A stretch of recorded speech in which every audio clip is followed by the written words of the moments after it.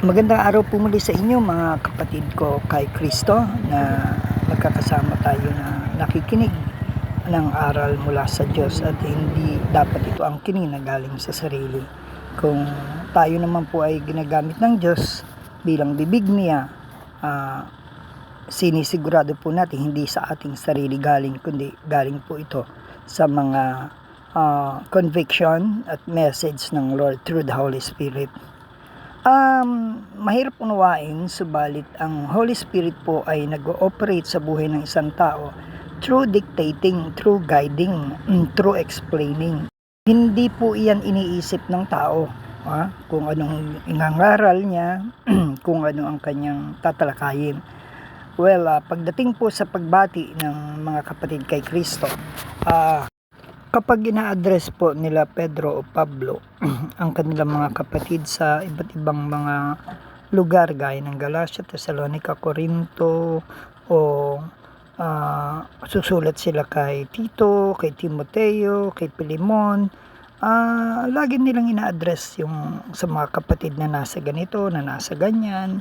O bagamat alam nila na siyempre generally pag in-address nila ganun. Pag tayo susulat sa mga kamag-anak natin sa isang lugar, sa isang malayong lugar, ina-address natin sa aking mga kapatid o mga kamag-anak, ganyan. So, pagdating sa Diyos, ina-address nila, pero alam din nila na hindi lahat ay na nakapaloob sa isang gawain o isang iglesia, sa isang lugar noon ay tunay na lahat sila. Ang laging babala nila ay kung tinutupad ninyo, kayo tunay. Kung kayo'y tapat, kung kayo hindi lumalabas o kayo ay hindi lumalabag sa ipinangangaral ni Kristo at mga alagad niya. Kasi may mga huwad, kaya kailangan tapat, kailangan i-check, kinakailangan maging manatiling matatag, matapat sa mga pagsubok upang makalampas tayo at na maging ganap ang ating kaligtasan. Kasi maaaring yung iba hindi tunay na nagsuko ng buhay, hindi tunay na lumalakad sa Panginoon, then kung titingnan mo, hindi sila umaayon sa aral ni Kristo, hindi sila kapatid. Lalo pat sila ay matigas ang ulo, gumagawa ng mga kahalayan o pagkasira ng pangalan o gawain ni Kristo. Huwag dapat ituring yan at pagsabihan, pag hindi makinig talaga ituring mo hindi na Kristiyano yan, hindi na kapatid kay Kristo. Kaya dapat i-check daw ang bawat sarili, i-check din yung mga pumapasok, yung mga naglilingkod, dahil kung hindi na lakad ni Kristo ang nangyayari sa buhay nila, patuloy sa pagkakasala, pagnanakaw, patuloy sa immoralidad, hindi talaga kay Kristo. Nakapasok lang sila pero hindi tunay na kapatid kay Kristo. At marami rin naman syempre mga nagpapakilalang Kristiyano o lingkod ng Diyos na hindi naman din tunay. Malalaman mo kung tunay kung nasa kanila yung mga marka na inaasahan sa isang tunay na Kristiyano at hindi nagpapatuloy sa kasalanan, hindi mahala, hindi kinakalakal ang salita ng Diyos, tunay na may mga espiritu ng Diyos na bubuhay sa katuwirang kabanalan at paglayo sa kasalanan, tinutupad ang lahat ng mga nais ng Diyos. At kung meron hindi sila matupad at sila ipinipilit nilang matupad yun at hindi sila nagpapakababoy o aasal demonyo o dikta ng dyablo, ganun ang tunay na anak ni Kristo. Kaya minsan ako rin kapag nag-a-address, syempre dun sa mga tunay na kapatid na alam nila yung aral na sinusunod nila at gusto ring sumunod sa aral na napakikinggan dito. Maging ako, hindi ako ituturing kahit hindi ako basta tumuturing din sa mga taong nagpapakilala na sila'y ganito o sila'y ganyan, sila'y lingkod, sila'y ganyan, sila'y Kristiyano. Tingnan mo yung buhay. So, pwede mo rin namang tanungin, tunay ba kitang kapatid kay Kristo? Pwede mo rin, wala namang masama kung tanungin mo. Tingnan mo kung buhay, pag minsan, ganito ba Christian? Tingnan mo yung buhay, kapag hindi, napatutunayan sa kanyang hayag na gawa na hindi pa sa tunay na nagsuko. Kasi ang taong nagtutuloy sa kasalanan po talaga ay will niya yun na gawin ng kasalanan at hindi niya will na sumunod sa Panginoon. So, madaling sabing nagsuko ng buhay pero hindi ginagawa ang nais ng Diyos. Kalaban pala ni Kristo at sariling gustong gusto at gustong maligtas pero hindi para sumunod sa Panginoon o gawin ang pinagagawa ng Diyos. Magiging kasiraan pa ni Kristo, malabong anak ni Kristo yan. O tagasunod ni Kristo o anak ng Diyos. Maski paano pong claim ng tao na siya ay Kristiyano o kay Kristo, subalit malayo ang kanyang lakad kay Kristo, ay hindi kinikilala ni Kristo at malayong ituring na kay Kristo, dahil na talagang kasiraan ni Kristo at hindi pa sumusunod kay Kristo. Half o di kaya hindi buo, hindi pa tunay ang faith niya. Magiging tunay ang faith niya lamang kung sumusunod na talaga. Yun ang aral ni Kristo. Kung hindi lang nakikinig kundi tagagawa, ang tunay niyang alagad yung talagang sumusunod sa aral. Tapos yung kasiraan ni Kristo, kalaban ni Kristo yan. Walang pagpapahalaga, walang pakundangan yan. Walang galang. Libreng kaligtasan hangad. Pero kalaban. Antikristo, laban kay Kristo ho yan. Anyway, ito nga po palang kay Hannah Harper. Siya po ay nanalong 2026 American Idol champion po siya. Siya ay singer. Siya po ay nagkaroon ng postpartum disease ba? Nagkaroon siya ng sa panganganak. So, naging depressed siya at maraming question. Pero napag-decidean niya na talagang tunay siyang maging mabuting ina sa mga anak niya na napababayaan na niya. So, naging maayos na siya sa Panginoon at yun, I think rin siya ng Panginoon sa church nila. At nung siya po ay nanalo at dineklarang champion at siya po ay aawit ng kanyang winning piece na yung kay Tomlin na yung At the Cross, ay nakita natin na halos hindi niya natapos yung kanta, pero yung kanyang naging champion siya dun through that song sa final. And then nung kinakanta na niya uli ito, ay nakikita natin nag-worship na lang siya sa Panginoon, giving God the glory. Maraming mga tao ay yes, tayo umaawit ng mga makamundo para hindi maging makamundo, kundi alamin yung aral ng kanta at i-apply ito sa iba't iba nating gawain, hindi para maging masama tayong patotoo. We can use tayo ay nasa mundo pero hindi tayo maging makamundo ang kilos, ugali at ang buhay. Pwede, we can sing also yung mga inspirational songs or love for the country song, mga love for the family song. They are not focusing on God, but love for the family, which is turo din ng Diyos. Love for the country, which is turo din ng Diyos. Bumabati ko sa mga kanta, which is gusto rin ng Diyos para ma-open ang mga mata ng tao. Pero it doesn't mean ikaw ay makamundo. Ang mahalaga, you give inspiration na ikaw ay may God at makita nila si Kristo sa buhay mo. Yun ang dapat maging patutuo sa iyo at nabubuhay ka sa katuwirang kabanalan at hindi lamang pagkanta, kundi pagsunod, nakikita nilang ikaw ay matuwid na banal na sumusunod sa kay Kristo. Hindi yung lahat ng kanta may, let's say, rakrakan, lahat ng kanta may makamundo, tapos wala ka pang patutuo. So, dapat, as you use the worldly things, you do it all for the glory of God.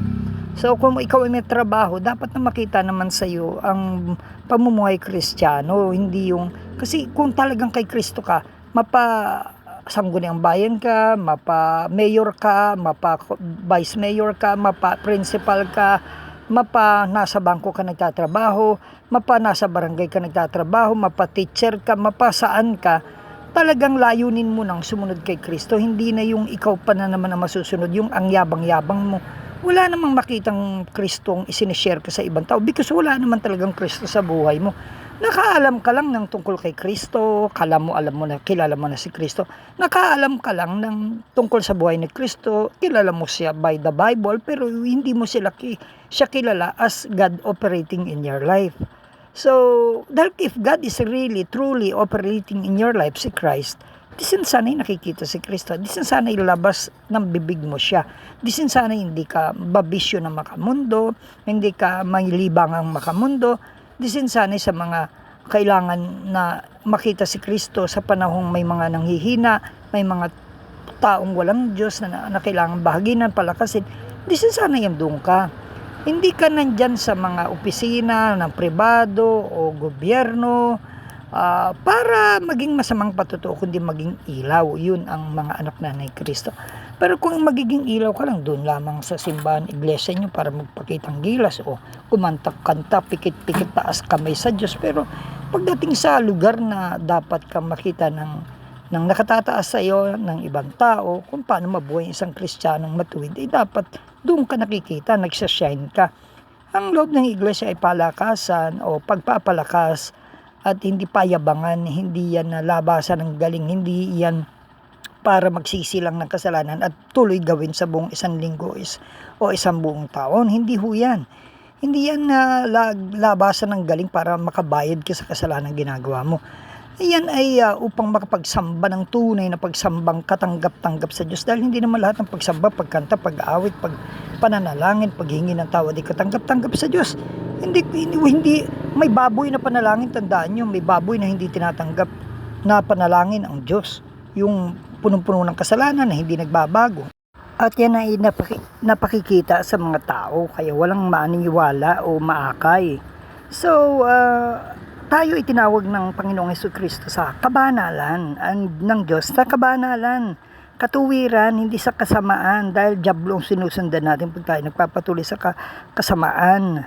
So, hindi tayo napapaakay sa matuwid na taga-akay, kundi sa masamang taga-akay na tinotolerate tayo, di tayo kinukorek, hindi tinatalakay ang iba't ibang uri ng kasamaan dahil walang espiritong nagdidikta dyan.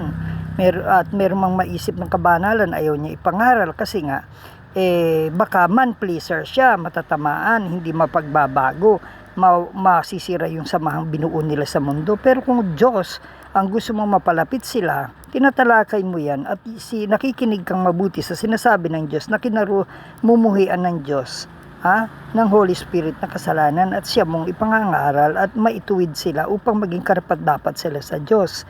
So, mahalaga po na maging patutuo tayo maski saan. Dahil kung hindi tayo mapangangaralan o maakay ng matuwid o tamang gawaing matuwid na pinangungunahan ng Diyos, talagang may espiritu ng Diyos, hindi tayo lalago, hindi tayo makatutupad sa nais ng Diyos, hindi tayo magiging ganap, hindi tayo ang ating kaligtasan, hindi magiging ganap. At magtutuloy lamang tayo sa pagkakasalang hindi tatanggapin ni Kristo sa langit. At tayo hindi makatutupad sa kalooban ng Diyos sa pagtupad sa mga pinagagawa niya, na siyang magiging hadlang upang tayo makapasok sa langit. Malinaw ho ang aral ni Kristo. Hindi lamang ang pagtanggap sa Kanya. Hindi niya kikilalanin yung hindi tumutupad. Hindi niya kikilalanin yung nagtutuloy sa kasalanan. Okay? Maski po sabihin natin tinanggap mo siya na 1,000 beses, subalit hindi ka gumaganap. Subalit kasikatan lamang ang iyong pagiging Kristiyano, type mo lang, hindi para maging banal o followers ka ng Diyos. Huwad at hungkag at walang kwentang pagsampalataya, walang pagsunod, pagtalikod sa kasalanan at pagbabago. Wala ang pagiging patutuo, asin at ilaw, wala ang pagganap sa mga nais niyang maging patutuo tayo. So, hindi tayo nagiging Kristiyano para magpakasama, magtuloy, kundi maging representative ni Kristo sa katuwirang kabanalan. At representative tayo sa amang lugar, tayo man ay naghihirap, maging patutuo tayo ni Kristo, tayo man ay nasa pagsubok na hindi tayo gumagawa ng kasalanan, tayo maging patutuo, tayo man ay pinagpala, tayo nanalo, tayo man ay yun ay ginagamit sa kaluwalhatian ng Diyos. Hindi tayo nagnanakaw, hindi tayo nagkukurap at sabihin galing sa Diyos, sa diablo galing yan. Tayo ay patutuo ni Kristo sa laang manglarawan. Bibig niya tayo, hindi man tayo mayaman. Kala ng tao kailangan mayaman ako, marami ako nakurap para ako'y patutuo kay Kristo. Hindi ho. In fact, nagiging masamang patutuo ka at hindi ka patutuo kay Kristo kundi ng diablo. Sarili mo pa rin, hindi ka tunay na nagsuko ng buhay. Madaling sabihin nagsuko ng buhay, pero kung wala sa buhay, i-check at sabi ng Panginoon, i-check natin ang sarili natin. Kung hindi tayo nakabatay, hindi tayo naka-align sa aral niya, wala tayo. May anak ng diablo, may anak ng Diyos. Sa unang Juan 3. Kaya itong si Hannah Harper, nakalulugod sa kanya, hindi siya nahihiya. Marami pang ibang celebrities in America at sa ibang lugar na hindi sila nahihiya. Marami namang huwad sila, makamundo sila, tagapagtanggol ng kasamaan na Kristiyano, kuno sila. Ang mga celebrity dito sa Pilipinas na iba nagpapatuloy sa kasalanan habang nagpapatutuo sa Diyos, hindi ho kalugod-lugod sa Diyos, kundi nahahati ang utak ng tao sa ano ka ba, Kristiyano ka ba o makamundo. Hindi, dapat tayo nananatili tayo sa anuman masusukat ang ating pananampalataya, ang pagiging gold na Christian mo sa iba't ibang pagsubok, at hindi ka gumagawa ng pagsang-ayon sa kasamaan na dikta ng dyablo dahil tunay ka. Okay? At patutuhanan din natin sa ating buhay sa anumang ginagawa, trabaho, negosyo, biyaya, pagsubok, na maging kaluguran ka ni Kristo, kaluwalhatian ka ng Diyos sa mabuti mong buhay at pagiging may Diyos talaga na nabubuhay sa katuwiran ng Diyos, kabanalan ng Diyos. Walang Kristiyanong hindi nagpapalago. Kung hindi nagpapalago ang isang nagkukunwaring Kristiyano o nag-aakalang Kristiyano siya, hindi pa siya kay Kristo. Dahil dapat hinahangad mo ang paglago at matutunan mo yung mga bagay na nais ng Diyos. Kung ayaw mo naman, dahil ayaw mo naman talagang sundin ng Diyos, hindi pa tunay pala ang pagsuko mo sa Diyos, hindi pa tunay ang pagsunod o ang pagtalikod sa kasalanan. Naghahanap ka lang ng palibreng pananampalataya para ligtas ka forever habang gumagawa ka ng kasamaan, kasiraan ni Kristo. Hindi ka kay Kristo kundi kalaban. Kaya makikita sa buhay, mga taong napatutuhanan nila sa mga tao ang Diyos sa buhay nila, hindi sila nahihiya. Talagang alam nila yung layo na yung purpose nila. Ang dami ibang tagal-tagal ng panahon mula bata, pakanta-kanta, pero paglaki, ganun din, pero walang patutuo maski sa ang lugar. Hindi doon nasusukat sa performance mo inside your church, inside the house of worship. Baka hindi pa nga house of worship yan eh. Kaya tingnan ninyo kung baka hindi pa yung taga-akay yan, taga-akay ng kaluluwa, samahan lamang ng makamundo na gumagamit ng Biblia o aral ni Kristo, pero hindi ang kabuuang aral ni Kristo ang dala. Kaya ang tuloy kasalanan, ang tuloy immoralidad, ang tuloy ay hindi pagtupad sa kalooban ng Diyos, tuloy sa kasalanan. Hindi na sa gawain ng Diyos yan. Kaya kung hindi tayo lumalagot, checkin natin yung nag-aakay, yung grupo, yung samahan, baka kambing. At saka kung hindi niya dala aral ni Kristo, wala kang paglago, mauuwi sa impyerno. Dahil wala, patapon lahat ng aral, patapon din ang buhay, at talagang tunay na hindi sumusunod. Talagang hindi niya dala aral ni Kristo, baluktot, at type niyang baluktot. Isaakay niya sa baluktot na buhay, maling pamumuhay ang mga inaalagad. Kaya kung hindi mo nagaganap, at hindi niya kayang pagganapin kayo sa tamang landas, at hindi kayo nagsisiganap sa nais ng Diyos, hindi kayo nakatutupad sa kalooban ng Diyos, at hindi kayo lumalayo sa kasalanan, maling-mali ang taga-akay o grupo na nasamahan. Mga walang espiritu ng Diyos o walang tunay na guidance ng Holy Spirit. Wala pang tunay na relasyon sa Diyos dahil nakikita sa buhay, sa bunga, na wala, kundi kasamaan. So, mga pagiging sakim, makamundo, makatanyag, makapangyarihan, makayamanan ng makamundo na hindi nagagamit sa Diyos. At kinuha lahat sa kasamaan, pag-aangkin, iba. Kaya iba ang makikita ng mga taong naghahanap sa Diyos sa kanila. O ng mga tunay na may relasyon sa Diyos, iba makikita sa kanila. At iba ang makikita ng mga makamundo talaga na ayaw sumunod sa Diyos. Kitang-kita rin sa buhay nila na itong nakikita nila ay kapareho nilang walang espiritu ng Diyos at sama-sama sa kasamaan. Madidetect yan kung anong makikita sa buhay natin. Kaya nga sabi nga ni Pablo, talagang kailangan magbago tayo. Huwag yung puro tayo pabebe. Hindi dapat ang mabababaw na aral, dapat tayo magsilago. Hindi dapat sa isang Kristiyano na tunay na nagsuko ng buhay na hindi lumalago. Dapat yung lumalago. Ni-require yan ni Pablo na dapat talaga magsilago. Dapat yung mga aral na yung hard food ang kinakain. Hindi. Kung ang mga ngaral laging soft food, laging gatas lang, binebebe, hindi niya pinapagawa, hindi niya dahil hindi nga taga-akay ni Kristo, kaya hindi niya kayang ipangaral, kaya mahirap. Walang taong tunay na nakay Kristo na hindi niya alam na ipangaral o palaguin, o hindi niya kayang i-manage yung iglesyang pinagawa ng Diyos o pinahawak sa kanya ng Diyos. Okay, o baka naman tinayo lang yung gawain ng sarili para pang sarili, hindi pang sa Diyos. Kaya wala makita, kaya baluktot ang mga buhay. Your new American Idol, Hannah Harper! There's a place where mercy reigns and never